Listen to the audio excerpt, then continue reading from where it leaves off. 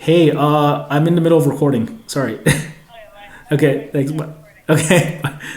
Today we are reacting to celebrities, specifically rappers, and their fragrances on GQ's hit YouTube series, 10 Things I Can't Live Without. But before we get into the video, if you're already a fan of this reaction series and you have yet to subscribe, please do so already, as this content is free for you to watch at the end of the day, so every bit of support helps me produce more of this kind of content for you. That, and if you really enjoy the show, please leave a like, because if we hit 500 likes, I'll drop another one of these kind of videos for you ASAP. So with that out of the way now, I hope you enjoy this. Roll intro, roll video. African leather. I can't pronounce this French word, but this is my cologne. Not even my cologne, but it's my cologne. You know what I'm saying? Like, I always wear this shit. You smell your boy, guaranteed it's the African leather. Yeah, I know what you're saying, B. This is rapper Cordae and his African Leather by Memo. And actually, African Leather is my favorite of the Queer Nomads line from Memo. Let's hear him out now. Yeah. Or whatever sound the cheetah makes. This cheetah looks deadly, like he'll f your ass up. Oh, I can't. What was with the cheetah sound? Let's hear that again. Yeah. Again? Yeah. Sorry, that was too good.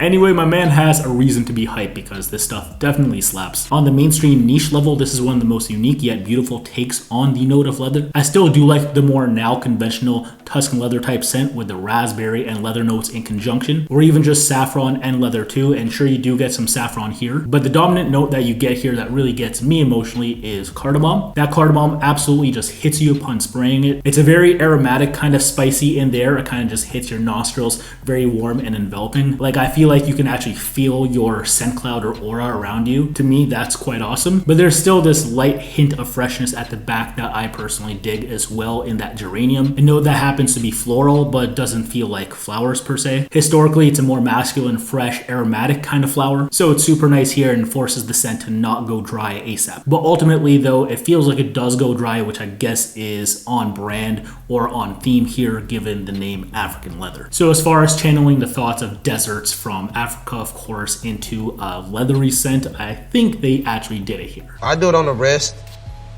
on the neck. Then, you know, do that. Make sure my hands smelling good. This is what you do with cologne. Rub it on your hands, on the wrist. Put it on you like it's lotion. You know what I'm saying? Have it a part of your embodiment. Now, I know some of you scent enthusiasts are probably cringing at this application routine here, but I'm personally not, because rubbing it all over yourself is kind of what you needed to do before the advent of the atomizer. But now that you have an atomizer on most things nowadays, you don't have to get your hands smelly when applying the juice to the most important parts now. You can just aim and fire directly there, preferably where there's the most heat and moisture, so we're talking your neck and or the inside parts of your joints, so therefore you get the most optimal radiation. But if anything, I would say Cordae's routine here is more or less redundant and just needs to be optimized rather than completely useless like, say, some other people we've seen on this show. So that being said, I guess I will give you guys complete permission to cringe if we see another spray and walker on the series yet again. It kind of reminds me of the Ron Burgundy cologne.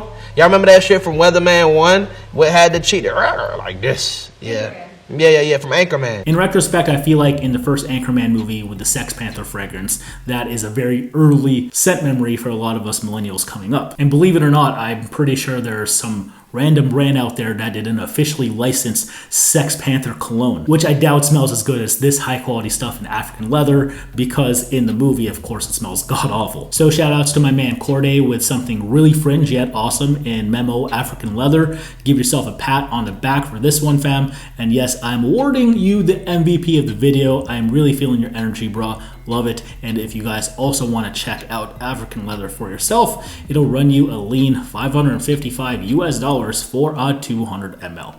On to the next one now. Ford Cologne. I got to keep this in my backpack at all times. You never know like what might go on outside the studio, inside the studio. Sometimes like now I got interviews. Here we have rapper Moneybagg Yo and none other than his 50 ml Tom Ford Mandarino di Amalfi. And Murder Beats in the previous episode actually mentioned this same thing about you don't know who you will have to freshen up for or make an impression for. So he carries that one YSL scent with him everywhere, which is kind of peculiar in retrospect because that stuff stuff performs kind of heavy, especially in comparison to this stuff right here in Mandarino di Amalfi, which is common across the board for most of the Neroli Portofino line of the private blends. They're all super, super light, aquatic, citrusy kind of stuff for the most part. So good shit to Yo for having this on deck, just in case he needs to re-up. Oh, it got like a peppermint. It's almost like a peppermint, sweet peppermint flavor, like something crazy, like something different, something way different. I would pronounce it. I can't. Can you see it? It smells good right now. All right, so Yo actually isn't wrong here because there definitely is a hint of mint in Mandarino di Amalfi, but that's not the first note that jumps out at you, or not for me at least. Instead, I get hella citrus here, so in its namesake, the mandarin, orange, just very juicy stuff. And then there's a floral touch with the jasmine, and then yes, a bit of mint. And altogether, I feel like these notes in conjunction with one another actually come off as dish soapy, which rubs some enthusiasts the wrong way, I guess, because maybe they just don't want something too clean, or maybe dish soap is to them an inexpensive scent, especially for the going price of this one right here. That's not something they want to pay for as a result. But trust me, the vast majority of people who actually get within your personal space to be able to smell something like this isn't going to find that it smells cheap, not in my opinion at least, as I am a big proponent of this scent as well. So with that being said, I'm glad that my man Moneybagg Yo digs it that much. And if you also want to holler at Mandarino di Amalfi by Tom Ford yourself at 50 ml, it'll run you a clean $263 US. On to the next one now. Sauvage, my Dior cologne for men. Keep it with me 24/7. Smell good. Never know what you're gonna run into. I swear, we keep seeing this stuff on this series, don't we? This time it's rapper Lil Durk with his own Christian Dior Sauvage eau de toilette. Let's hear what else he has to say. Growing up, I just used to just wash up and that was it. Until I started knowing the importance of hygiene, so I like cologne, flossing, get my teeth clean. You know what I'm saying? Firstly, I do not want to know what my man's teeth were like before that grill, if he really only started brushing and flossing properly once he grew up. But I guess better late than never, right? And then scent-wise, this is, I guess, the one thing that it's more acceptable to be late to the party for after all. Especially Sauvage, because I would say in the past 6-7 years, it's a great starter fragrance. We're talking a really hard to hate, juicy bergamot smell, so a citrus that just feels so drinkable upon first whiff. And then once that ambroxan kicks in, it's a wrap. Showery, aromatic, ambery, fresh goodness with a bit of metallic vibe as well. Again, overall, really hard to hate. How many sprays do you use? With this, I gotta act like I'm getting dressed. Like 12. Oh man, holy shit, no. Unlike Mandarino di Amalfi, which is predicated on a more fleeting approach to freshness, this seemingly more synthetic aroma chemical approach in Sauvage isn't fleeting at all. Like that ambroxan just goes for hours, and even if you stop smelling it off of you, chances are others haven't stopped smelling it themselves. So if you think you've sprayed too much and you're going anosmic as a result, sometimes less is more, or rather most of the time in my personal opinion. I guess it really just depends on your conditions and or occasion. But yeah, I think this should be all I want to say about Sauvage until we see it again on the series. And if you also want to smell like Lil Durk here, a 100 ml of Sauvage will run you a clean $97 US at retail. On to the next one now. All right, so my next item is perfume. I love this brand, Lafayette Street Bomb from Paris. Ending off with a bang now, here we have rapper Rauw Alejandro with his Bond number 9, Lafayette Street. Let's hear him out now. This is special. This one is, I have it always in my backpack.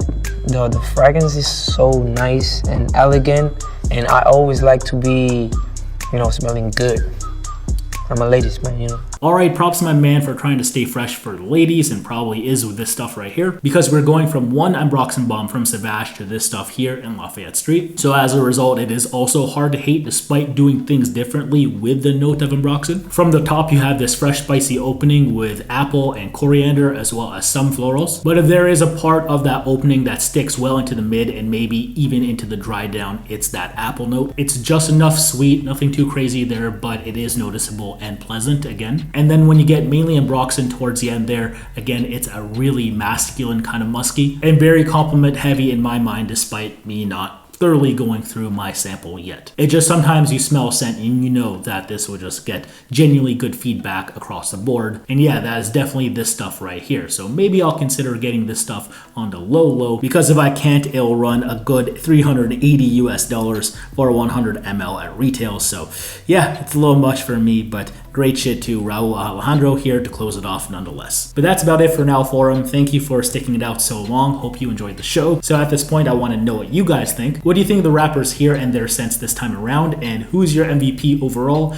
Be sure to let me know in the comment section below. Again, like, subscribe, and hit the notification bell if you have yet to as well. I'm aboard that train to 30,000 subscribers because it's the right thing to do. And until the next one, thanks again for watching. Take care for now. Peace out. Bye. My name is Manny. Wear your fragrances.